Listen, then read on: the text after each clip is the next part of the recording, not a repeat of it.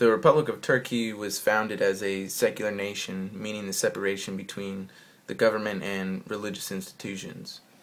The problem I'm confronting with this research was the sectarian violence that has emerged within the region, especially along the border of Turkey within Iraq and Syria. Um, Specifically, the problem was researching was the policies implemented under President Recep Erdogan and how this has scaled back the secular nature of the government, um, and how these policies have heightened domestic instability and diminished the capacity of the Turkish government to have a more active foreign policy within the region at a time when it would benefit them the most. Um, my research question is, how will the policies enacted under President Recep Erdogan affect the Republic of Turkey's domestic stability along with their role within the region and international community? Compelling literature that I found was David Tugol thinks from a pragmatic perspective that Turkey lost a lot of its opportunities due to the Kemalist ideologies and the fixation on Europe and their disengagement from the Middle East, and their Ottoman past, which he thinks is actually a benefit for Turkey to engage in the region. I disagreed with that, and I agreed more with the chairman of the AR movement, Karpulu, who said Turkey is being mismanaged, its priorities need to be reorganized, and energies need to be utilized in more efficient ways. Going forward, Turkey needs to concentrate on four main areas that can be dubbed the four E's: the European Union, the Turkish economy, education, and the environment. The Turkish government has to give up its Islamic populism and focus on creating a proactive EU agenda which is in line with the goals of the next decade. Now, I agree with that because the promoting sectarianism within the country is not going to help with all the sectarian violence that is going on along their border. It's only going to draw further lines between the sectarian divisions that already exist. So, by maintaining their secularism, they, in a sense, can be more legitimate mediators than they are now by pandering to one group over another. So, the theory I utilized in my research was the theory of constructivism to show how changing identities over a period can drastically change a nation's foreign policy and the way they interact with other nations. Because of the identity issues at hand and the sectarian divisions in the region, it was best to utilize the theory of constructivism when studying this topic.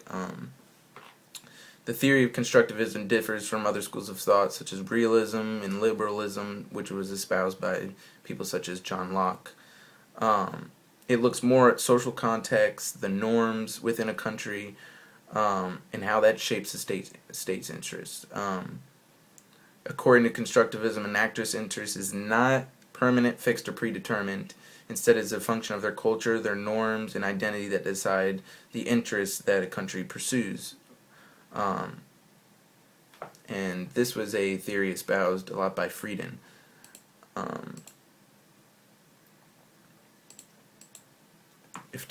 hypothesis is, if Turkey under President Recep Erdogan and the AK party continue to scale back Turkey's secular policies, they will heighten domestic instability as well as diminish their capacity within the region and role within the international community. My research design was using a historical comparative analysis. Because of the changing identities that affects the domestic and foreign policy as well as relation with other nations, I have shown how from the beginning of their nation to now, and how those identities have changed, and how with those identities changing, policies have also changed as well. So, by examining the Republic's past and the identities that prevailed within the country, and how that affected policy in the pursuit of certain interests, has provided me insight into the Republic today and how the prevailing identities which are emerging has changed the policies and interests that Turkey is pursuing. From my results, the Republic of Turkey from its founding today has gone through drastic changes what was once a deeply secular nation formed under Kemal Ataturk has been scaled back and slowly replaced with more Islamic policies. What has resulted, as I have argued, is a heightened level of domestic instability as well as diminished capacity to engage in the region and maintain their role as an important actor within the international community, especially to the West. Ultimately, the Turkish government would be far better suited by not pandering to one segment of the society over another. Turkey, before many of these changes, had been able to have a more active foreign policy and engage within the region. Allowed them to be mediators between groups of people because of their rich history of the Ottoman Empire, and because of the differing groups that encompass the Ottoman Empire. Future studies should focus on the future engagement of Turkey in the ongoing war against ISIS, as well as how the Syrian issue is handled, which has become a divisive topic within Turkey. Other research should be done to see how this will affect their NATO status, as well as their accession to the EU, which could be in jeopardy as Turkey is gravitating further and further away from the West. Overall, what this has done is limit Turkey's ability to mediate within the region.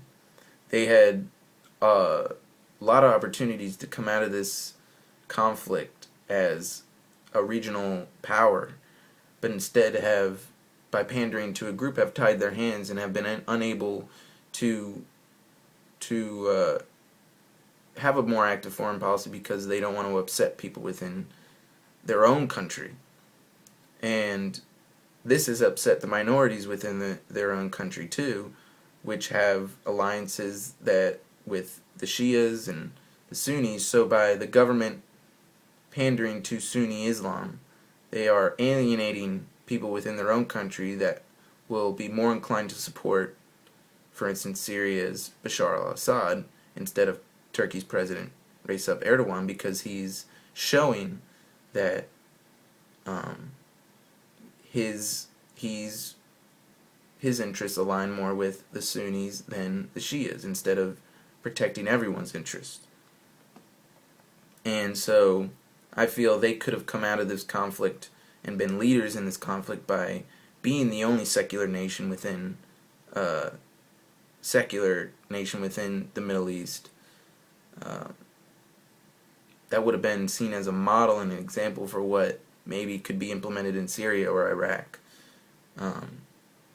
Instead, what they've done is they tied their hands and made themselves unable to really engage without upsetting too much within their own society. So, that was my research, and I hope you all have a good day.